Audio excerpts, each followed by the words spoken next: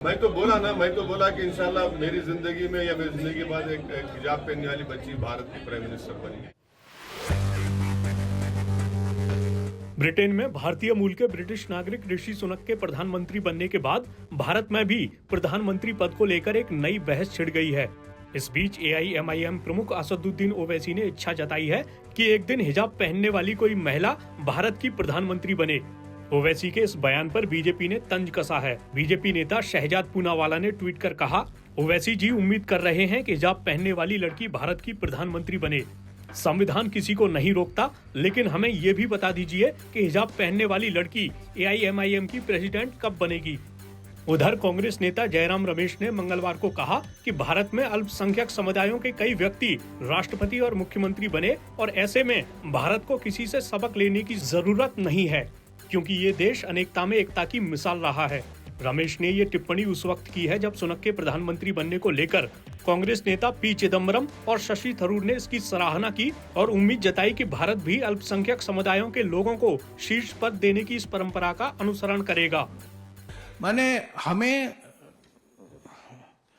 ये नौबत आ गई है कि हिंदुस्तान भारत को इंग्लैंड से अनेकताओं को कैसे सम्मान देना, हमें उनसे सबक लेना पड़ता है। मिसाल, हमारे हजारों साल से अगर हमारे दुनिया में एक मिसाल था अनेकताओं का जश्न मनाने का, अनेकताओं को सम्मान देने का, वो हिंदुस्तान था। पर पिछले 8 सालों में जो हम देखे हैं, मैं नहीं समझता हूं कि हमें किसी और देश से सबक सीखने की जरूरत है। हमारा समाज ही अनेकता में एकता है। कई सालों से हम कहकर आ रहे हैं कि अनेकताओं का हम सम्मान करते हैं, अनेकताओं को हमें एक समान बराबर जगह देते हैं। संविधान में दिया गया है, उनको उनका अधिकार दिया गया है और हमें किसी और देश से सबक सीखने की जरूरत नहीं है। हमारी एकता अनेकताओं से ही मजबूत होगी। अगर हम अनेकताओं को दबाएंगे, अगर हम यूनिफॉर्मिटी लाएंगे, एक बराबरता एक समानता लाएंगे, हमारी अनेकता से एकता बनेगी। ऐसा नहीं हो पाएगा। यूनिटी इन डाइवर्सिटी 100 साल से हम कह रहे हैं, एकता में अनेकता। मैं उससे एक कदम आगे बढ़ रहा हूं, अनेकता से ही एकता। तो हमें अनेकताओं का सम्मान करना है और भारत जोड़ो यात्रा का मकसद यही है। भाषा, धर्म, जाति, अलग अलग तरह के अनेकताएं हैं हमारे देश में और हमें देखने को मिल रहा है। मैं आपको एक मिसाल देता हूं। कर्नाटका में कुछ दिन पहले हम ऐसे लोगों से मिले जो ऐसे भाषा बोलते हैं जिसका स्क्रिप्ट नहीं है। ये लिंग्विस्टिक माइनॉरिटी है। हम लोग जब माइनॉरिटी बात करते हैं, हमेशा रिलीजियस माइनॉरिटी हमारे मन में आता है, पर कुछ हमारे देश में कई जगह हैं जहां लिंग्विस्टिक माइनॉरिटी हैं। मुश्किल से आपको 10,000, 15,000, 20,000 लोग ये भाषा बोलते हैं। वो भी हमारे देश के नागरिक हैं, उनको भी संवैधानिक अधिकार दिया गया है और उनको भी हमें सुरक्षित रखने की जरूरत है। तुलु है, कोडुआ है, बेरी है, ऐसे भाषाएं किनको जानकारी है। हम लोग हिंदी बोलते हैं, अंग्रेजी बोलते हैं, कन्नड़ा बोलते हैं, तमिल बोलते हैं, पर ऐसे छोटे छोटे भाषाएं हैं 10,000 लोग, 15,000 लोग, 20,000 लोग बोलते हैं। तो उनको भी हमें सुरक्षित रखना है, वो भी भारतीय नागरिक हैं। हमारे देश में जाकिर हुसैन साहब पहले राष्ट्रपति बने 1967 में। हमारे देश में फखरुद्दीन अली अहमद राष्ट्रपति बने। हमारे देश में अब्दुल कलाम राष्ट्रपति बने। हमारे देश में मैं अगर आपको मिसाल देते जाऊं, राजस्थान में बरकतुल्ला खान मुख्यमंत्री बने। हमारे देश में AR अंतुले साहब मुख्यमंत्री बने। इस बहस के बीच ओवैसी ने मंगलवार को न सिर्फ हिजाब वाली प्रधानमंत्री की बात कही, बल्कि बीजेपी पर भी जमकर निशाना साधा।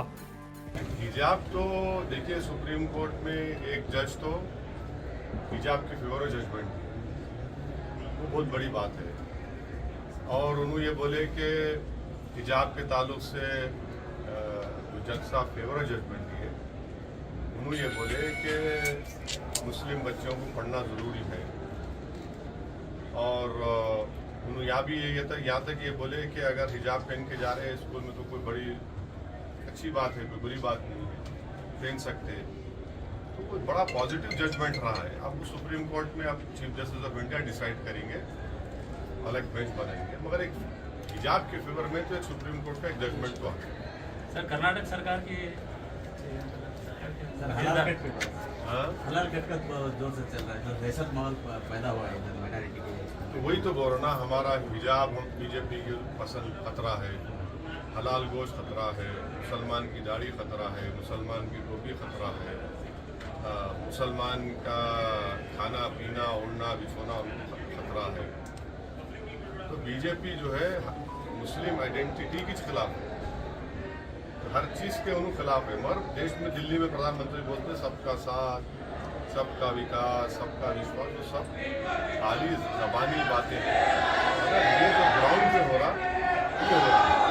शर्मा बोले, फिर उनके बाद उनका एमएलए बोला हैदराबाद में, फिर उनका एक एमपी बोला कि मुसलमानों का इकोनॉमिक बॉयकॉट करो। तो ये बीजेपी का असली एजेंडा यही है कि भारत से हमेशा के लिए एक मुस्लिम आइडेंटिटी को, मुसलमान की जो भारत का प्लुरलिज्म है, भारत की जो डाइवर्सिटी है, उसको हमेशा के लिए खत्म कर दो। इसलिए बीजेपी, और बीजेपी क्या है, ये हलाल की बात करके अपने करप्शन को हलाल करते, हलाल गोश्त की बात करके अपने करप्शन को हलाल कर लेते हो। समझे ना मेरी बात, वो हलाल हो जाता, ये हलाल गोश्त हमारा उनको खराब दिखता।